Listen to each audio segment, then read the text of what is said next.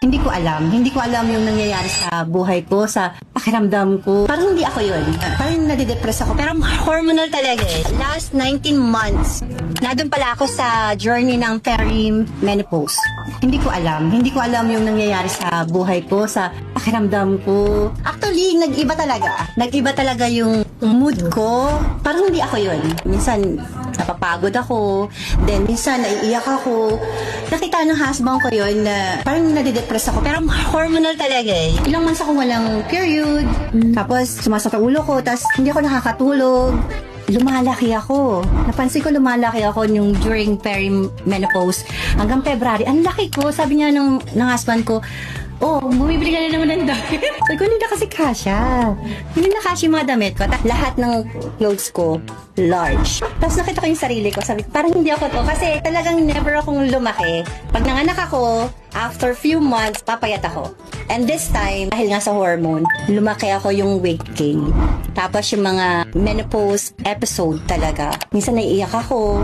Minsan inaaway ko yung husband ko. Sabi ng husband ko nga, ano naman nangyayari? May kasalanan ba? Tapos yung mga ko, sabi niya, Mommy, you're shouting again. Sina yung patience mo. Sa office din, parang takot silang kausapin ako. Parang mainit yung ulo ko agad. Na which is hindi ako yun. Sabi ko, hindi na to pwede. I want to go back to my self. Diba? Sabi ko, gusto ko nang mabago. Nakita ko yung ni Steph, yung post. Sabi nga ng husband ko is, we need maghanap na ng solusyon. Ayun nga.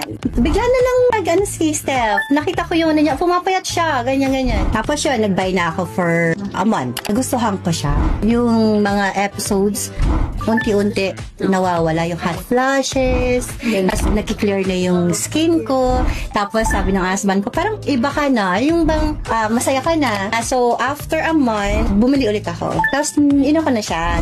Minessage ko na. Gusto kong maging history kasi marami nagtatanong na talaga sa akin. After a month ng paggamit, bumaba talaga ako 4 kilos. Then nakita nila yung happiness ko sa church. Marami nakapansin. Gusto ko talaga itong products na to.